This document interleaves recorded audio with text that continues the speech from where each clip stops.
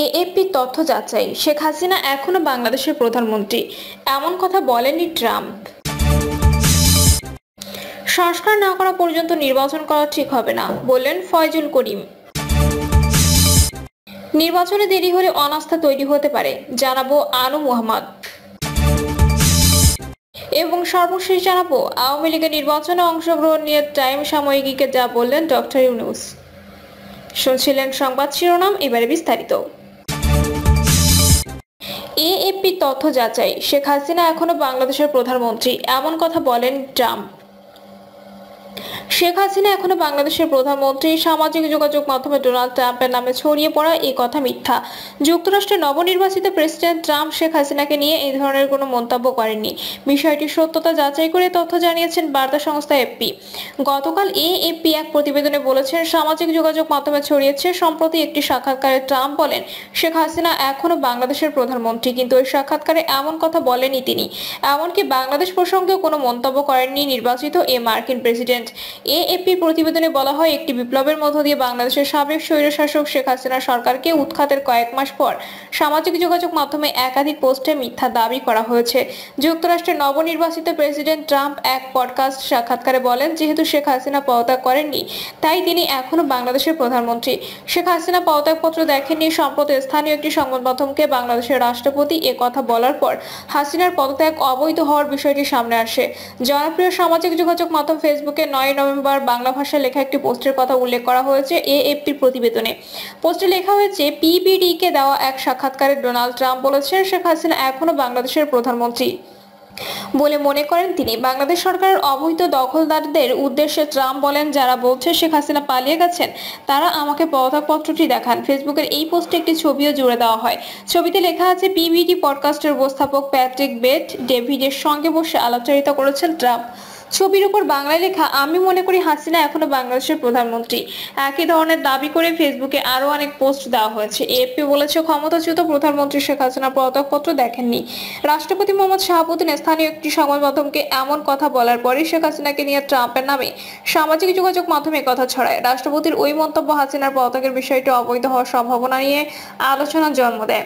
ছাত্র জনতার অভ্যুত্থানের মুখে শেখ হাসিনা গত 5 আগস্ট ভারতে পালিয়ে যান। সেদিনই রাষ্ট্রপতি মোহাম্মদ শাহাবুদ্দিন ও সেনা প্রধান জেনারেল ওয়াকারুজ্জামান ঘোষণা দেন শেখ হাসিনা পদত্যাগ করেছেন।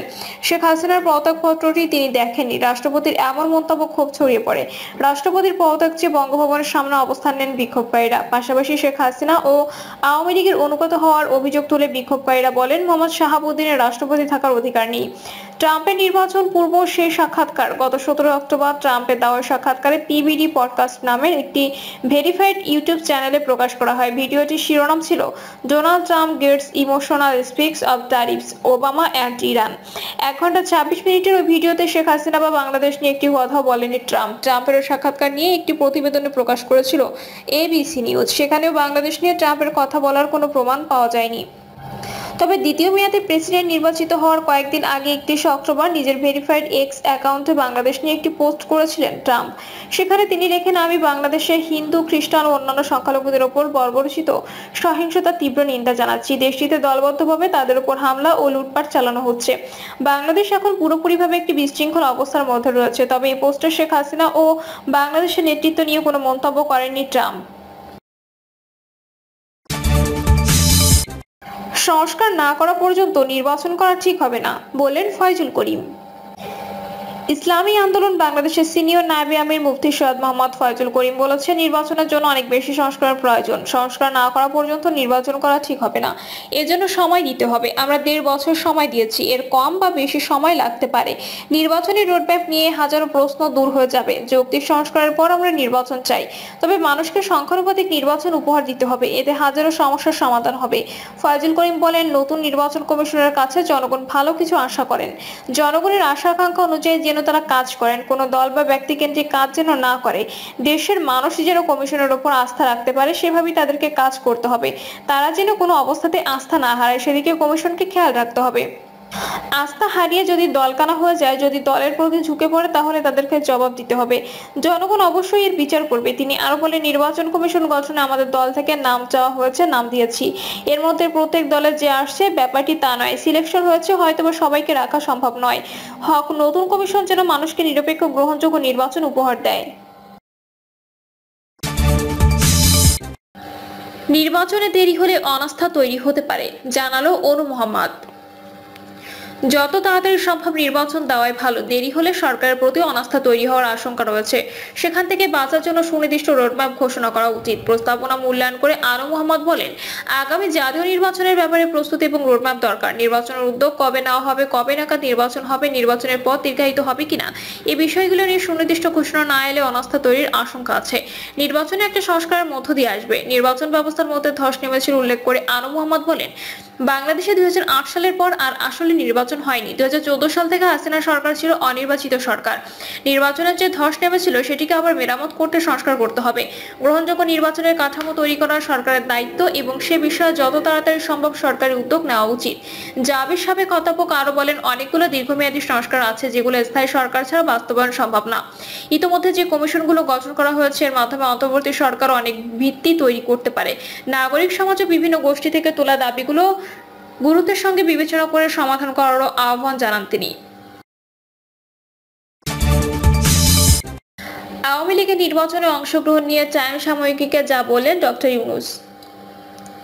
প্রধান উপদেষ্টা ডক্টর মোহাম্মদ ইউনূস বলেছেন, আওয়ামী লীগের নির্বাচনে অংশগ্রহণের স্বাগত জানানো হবে, তবে শর্ত হলো এর আগে ছাত্র আন্দোলনে হতাহতের ঘটনায় জড়িত আওয়ামী লীগ ও তাদের সহযোগীদের প্রত্যেকের বিচার নিশ্চিত করা হবে। প্রভাবশালী মার্কিন সাময়িকী টাইমকে দেওয়া সাক্ষাৎকারে তিনি কথা বলেছেন। সাক্ষাৎকারে ডক্টর ইউনূস বলেছেন, ছাত্র আন্দোলনে হত্যা ও নির্যাতনের ঘটনায় জড়িতদের বিচার হওয়ার পর আওয়ামী লীগকে নির্বাচনে অংশগ্রহণের জন্য স্বাগত জানানো হবে। তিনি বলেন, তারা যে কারো মতে স্বাধীনভাবে নির্বাচনে অংশগ্রহণ করতে পারবে, আমরা রাজনৈতিক ক্ষেত্রে তাদের বিরুদ্ধে লড়াই করব। সাক্ষাৎকারে তিনি জুলাই আগস্টের ছাত্র আন্দোলনের বিষয়ে বলেন, ঢাকার রাস্তাগুলো মাইলের পর মাইল জুড়ে শেখ হাসিনার কার্টুন আঁকা হয়েছে। এই আন্দোলনের মাধ্যমে জনগণ তাদের ক্ষোভ প্রকাশ করেছে, তবে দেয়াল চিত্রের ভাষা নিয়ে নোবেল বিজয়ী তরুণদের ক্ষমা করতে প্রস্তুত। টাইম ম্যাগাজিনকে তিনি বলেন, এই শব্দগুলো খুবই বিস্ফোরক, কিন্তু তরুণদের মস্তিষ্কে আছে আইডিয়া, উচ্ছ্বাস আর স্বপ্ন। তারা এই মুরালগুলোতে তাদের ভবিষ্যৎ কল্পনা করেছে, যা বাংলাদেশের আগে কখনো দেখা যায়নি। ইউনূস বলেন, পূর্ববর্তী সরকার পুরোপুরি দমনমূলক পরিবেশ তৈরি করেছিল, হত্যা, গুম, প্রতিটি প্রতিষ্ঠান ধ্বংস করে দিয়েছিল। এটি ছিল একটি ফ্যাসিবাদী শাসন। অন্তর্বর্তীকালীন সরকারের দায়িত্ব গ্রহণের প্রেক্ষাপট নিয়ে ডক্টর ইউনূস বলেন, প্রথমে আমি দায়িত্ব এড়িয়ে যেতে চেয়েছিলাম, বলেছিলাম অন্য কাউকে খুঁজে নাও, কিন্তু পরে ভাবলাম যারা তাদের জীবন উৎসর্গ করেছে তাদের সম্মান জানিয়ে আমি আমার সেরাটা দেওয়ার চেষ্টা করব। শেখ হাসিনার ভারতে অবস্থান এবং তার বক্তব্য নিয়ে ডক্টর ইউনূস বলেন, তিনি ভারতের শুধু আশ্রয় নেননি, বরং সরকারের বিরুদ্ধে অপপ্রচার চালাচ্ছেন। এটি আমাদের জন্য বড় সমস্যার কারণ হয়ে দাঁড়িয়েছে। প্রতিবেদনে বলা হয়েছে, অন্তর্বর্তী সরকারের অস্পষ্ট বৈধতা নিয়ে বিতর্ক রয়েছে, তবে যুক্তরাষ্ট্রের সমর্থন, যেমন সেপ্টেম্বরে প্রেসিডেন্ট জো বাইডেনের সঙ্গে ইউনূসের বৈঠক, বিশ্বব্যাংক ও IMF এর মতো সংস্থাগুলোর আস্থা ধরে রাখতে গুরুত্বপূর্ণ ভূমিকা পালন করেছে। তবে জানুয়ারি ডোনাল্ড ট্রাম্পের সম্ভাব্য ক্ষমতায় ফেরা গভীর উদ্বেগের সৃষ্টি করেছে। অক্টোবরের শেষ দিকে ট্রাম্প এক্সে পোস্টে বাংলাদেশের সংখ্যালঘুদের উপর সহিংসতা নিন্দা করে লিখেছেন, বাংলাদেশ সম্পূর্ণ বিশৃঙ্খলার মধ্যে রয়েছে। ট্রাম্পের সঙ্গে ইউনূসের সম্পর্ক জটিল। তিনি 2016 সালে ট্রাম্পের জয়কে ভয়ানক বলে উল্লেখ করেছিলেন। তবে ইউনূস আত্মবিশ্বাসী যে তিনি ট্রাম্পের সঙ্গে ব্যবসায়িক সম্পর্ক স্থাপন করতে পারবেন।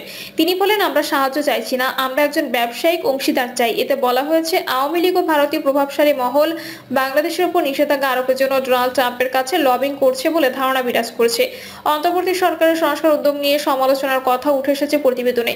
এতে বলা হয়েছে, সংস্কার প্রক্রিয়া ধীরগতির হওয়ায় সন্দেহ সৃষ্টি হচ্ছে। নতুন সংবিধান প্রণয়নের কাজ চলছে, কিন্তু এটি রাষ্ট্রপতি নাকি সংসদীয় পদ্ধতির দিকে যাবে তা নিয়ে এখনো আলোচনা চলছে। বিএনপি তথ্য ও প্রযুক্তি বিষয়ক সম্পাদক AKM ওয়াহিদুজ্জামান বলেন, কোনো রাজনৈতিক দলের সঙ্গে আলোচনা না করে 6টি সংস্কার কমিশন গঠন করা হয়েছে। এটি স্বৈরাচারী মনোভাবের ইঙ্গিত দেয়। তবে নির্বাচন নিয়ে তাড়াহুড়ো করতে নারাজ উল্লেখ করে ডক্টর ইউনূস বলেন, প্রথমে রেল ঠিক করতে হবে যাতে ট্রেন সঠিক পথে চলে, তাই এখনই কোনো তারিখ নির্ধারণ হয়নি। প্রতিবেদনে বলা হয়েছে, বাংলাদেশের জিডিপি 2006 সালে $71 বিলিয়ন থেকে 2022 সালে $460 বিলিয়ন পৌঁছেছে। ডক্টর ইউনূস জানান, জনগণের জীবনের মান উন্নয়ন করাই একমাত্র উপায় যাতে স্বৈরতন্ত্র আবার ফিরে না আসে। তিনি বলেন, এই বিপ্লবের মূলে রয়েছে সংস্কার, তাই আমরা একে বলি বাংলাদেশ 2। টাইমের প্রতিবেদনে আরো বলা হয়েছে, আওয়ামী লীগকে পুরোপুরি বাদ দিলে জাতীয় ঐক্য প্রতিষ্ঠা কঠিন হতে পারে। দলের অনেক নেতা বলছেন তাদের সম্মিলিতভাবে শাস্তি দেওয়া হচ্ছে। প্রিয় দর্শক, এই ছিল এখনকার সর্বশেষ সংবাদ। আপডেট সব সংবাদ পেতে চ্যানেলটি সাবস্ক্রাইব করে বেল আইকনটি ক্লিক করে রাখুন।